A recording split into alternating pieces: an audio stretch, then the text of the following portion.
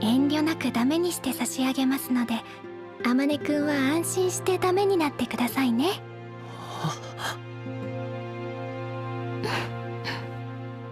So, no BS, The Angel Next Door, I love this anime. I absolutely do. I think that this anime has really exuded some really incredible writing, some really incredible moments, and it's really taken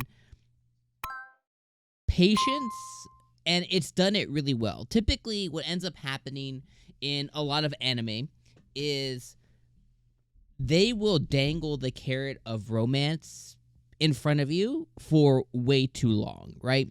I think of anime like Toradora or something like, you know, just the very like old school way of doing things to where like they drag it on too long. Now the reality is this anime we only have 12 episodes and they have done the dangling a little bit, but they've done it for the most part really well. When it comes to episode 10 though, and I wanted to, you know, start off the video with like, hey, I love the anime, you know, but my job here is to be a reviewer. And, you know, I have to be critical of it. With episode number 10, I didn't. It's not that it was a bad episode. I still think it was a really good episode. It was really cute. I love the little moments that they share. But I just think the pussyfooting around, like the dancing around them having a true intimate moment with each other, it's like, okay, we should have gotten there this episode. I think two core things, or maybe even three core things really happened this episode. One, Amane finally told Mahiru his origin story. We're going to get more on that to come. So in that moment, you know, they hug it out and stuff, and, you know, they get, I would say, intimate without doing absolutely like anything, actually, outside of hugging. And I was like, okay, that should have been a core moment for them to share a kiss or something, right? Then the second thing is Mahiru at school divulged basically the fact that Amane is like he's a stud muffin, right? Cool.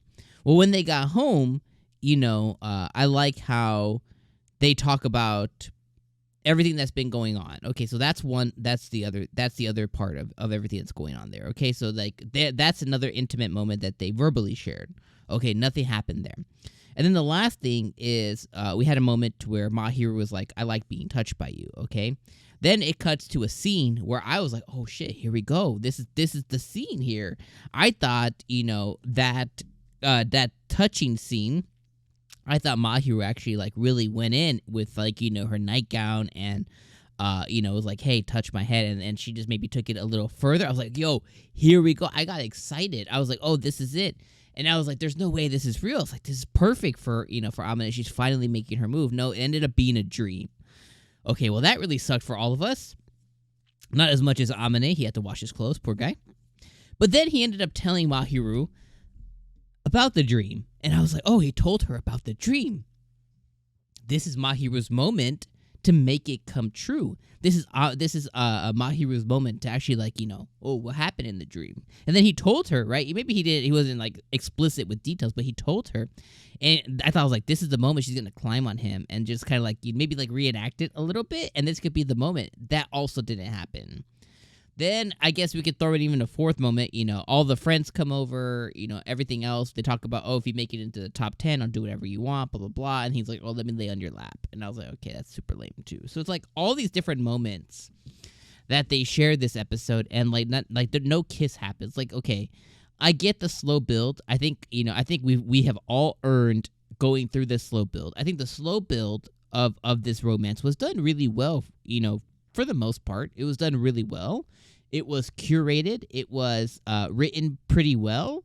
It exuded patience, but in a really good way of writing. And I think this episode was the episode for it to make, like, for them to make it happen. So we could get a couple of episodes with them, you know, maybe being a thing, you know, maybe sharing a couple of other intimate moments. Maybe not like, you know, going further than a kissing or holding hands or something like that, but like let us, you know, maybe get another couple of episodes of them kind of maybe kiss this episode, next episode, right? Like maybe they do it again, you know, and maybe they go out and they hold hands, and maybe they'd even do it in public, and then maybe the last episode is like some like big date or something, and maybe it's another festival or some firework crap, and they go out on the actual date and they kind of make it known to the school and everybody kind of thing.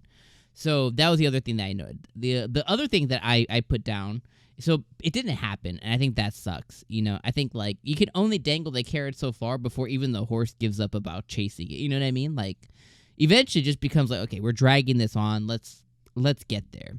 The other thing I noted is, and let me talk about the episode, okay? So we talk about, the episode starts off talking about Mother's Day. Cool. You know what I mean? Amane talks about going, giving his mom some flowers, good and stuff like that, going home, whatever, right? He talks about his story, which his story was the lamest story in the entire world. He was bullied and used for money at school. He wasn't even really bullied, okay? It's not like people were like, beating him up or pushing him or verbally abusing him. They literally just said, hey, you're kind of a loser, and your only worth to us is your money, He could have easily been like, all right, biz notches, you guys are cut off. F you guys, you know what I mean? And just kind of like, but no, instead, he had to be a super, super, super drama queen to the point that he probably begged his parents, and they let him move out, even though he has like no worth when it comes to housework. He was a big old drama queen. He had to leave home and leave his little town or city, whatever, and go start over somewhere else. I was like, that's the biggest drama-ass queen thing ever. Like, we've all dealt with some a-hole at school or work or someplace. It's like, I never ran away, dude. Like, confront them and then just like, give them the big like F you, you know what I mean? And just move on. Even if you guys throw a couple of swings at him or something, like, make it happen, dude. Like, I don't know. I just, like, his story just really, really sucked. I was like, okay, that's the biggest drama queen ever. It's not like this dude was getting, like, getting a bunch of, like, toilet swirlies, constantly every day and tripped and beat up and stuff. It's like, they just said, they just used some words on him, basically said, hey, we just think of you as Mr. Moneybags. And I was like, oh, okay. So his story was lame.